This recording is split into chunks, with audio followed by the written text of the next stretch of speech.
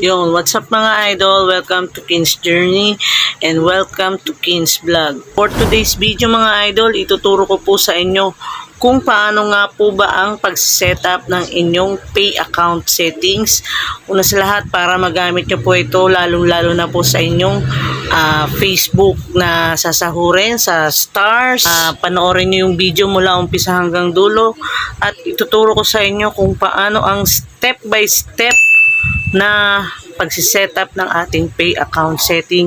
Pero bagong mga yan mga idol, kailangan meron lang tayong mga dokumento na kailangan para ma-set up po natin yan.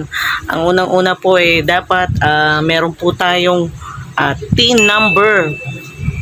So sa pagkakaalam ko naman po ngayon, pwede na daw po mag-set up kahit walang TIN number.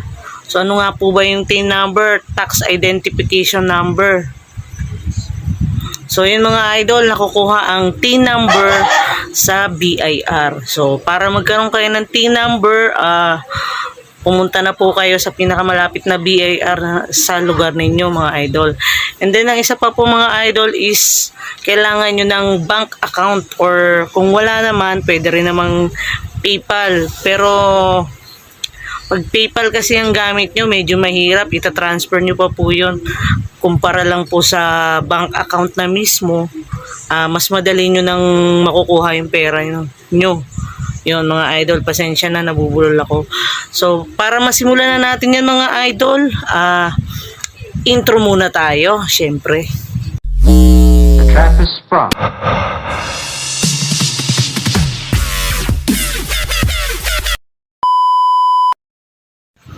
Yun, so ito na nga mga idol, umpisahan na natin ang isa sa mga pinaka most requested na video na gagawin natin mga idol, kasi marami na nagre-request nito mga idol.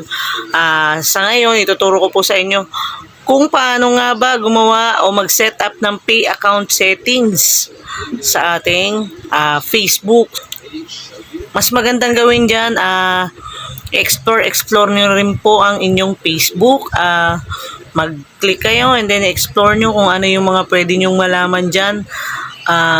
With regards po pala sa dalawang bagay na kailangan natin bago tayo makapag-set up. TIN number, dapat may TIN number na tayo. So alam ko kasi talaga pwede na talaga yung walang TIN number, kasi nakapag-set up na kami dito ng walang TIN number yung sa mama ko. Any valid IDs lang po ang alam ko dyan. So ang isa pa po, bank account. So dapat meron po tayong bank account. Kahit magsimula po tayong mag-open ng online bank account natin.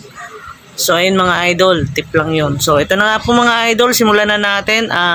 Puntahan na po natin ang tutorial. Panoorin nyo lang mga idol, sundan nyo po. Let's go! Punta po tayo sa ating Facebook at hanapin po natin ang ating professional dashboard. So pwede rin po mga idol dyan sa may tatlong underline, yung hamburger sign, pwede rin po dyan mga idol.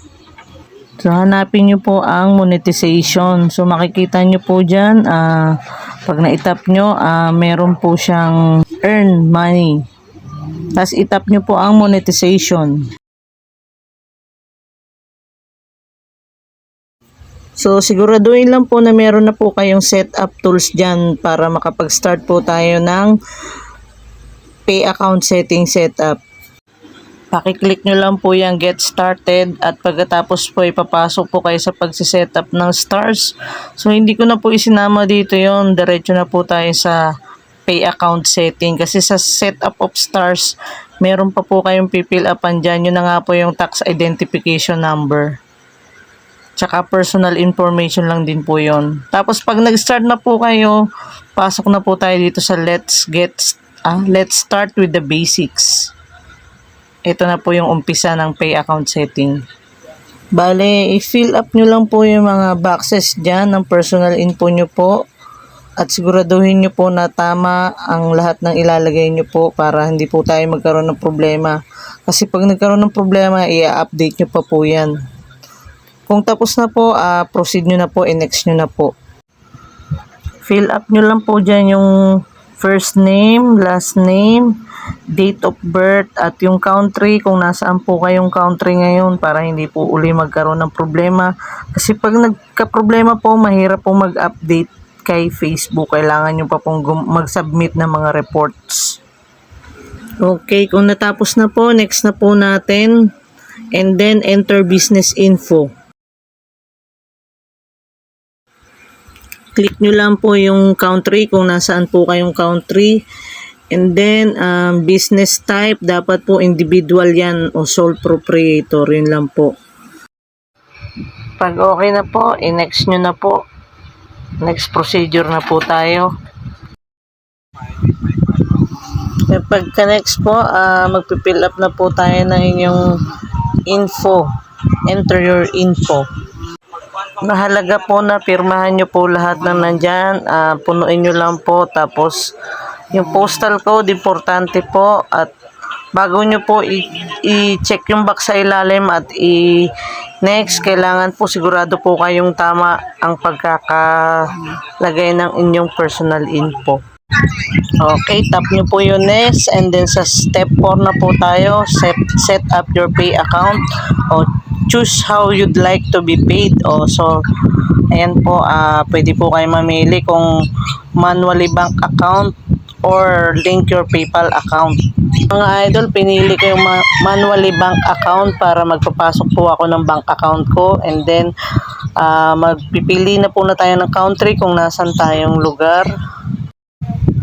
Okay, click po natin yung next. And then, ayan na po, makikita nyo na po yung account holder name. Pilapan po natin yung mga boxes dyan. At yung SWIFT code sa internet po tayo yung makakahanap, Google Internet. Halimbawa po, BPI yung gagamitin nyo. I-type nyo lang po din yung BPI SWIFT code.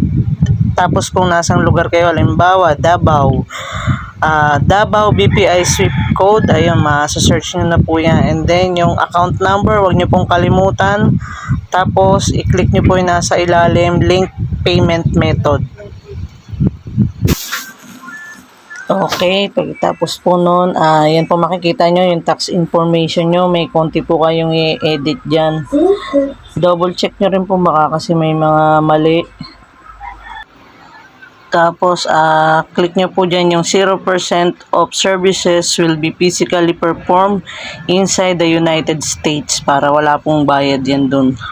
Kasi sa US po yan pinaprocess yung payout ni Facebook. And then, pag natapos na po, i-click nyo na po yung next. So, ayan na po yung mga pinilapan nyo kanina. W8 ba na po yan. I-review nyo po kung may mali dyan. So, pag may mali po dyan, i-update nyo na lang po yan. May hirapan na po kayong mag-update. Kasi, yan na yung pinaka-final ng mga finilapan po natin kanina. Makikita nyo, may part 1, part 2, part 3. So, yan mga idol. Tapos, sa ilalim po nyan, makikita nyo po yung signature. Sign nyo po dyan. Itatype nyo po yung pangalan nyo with middle initial. Full po yung middle initial para walang problema.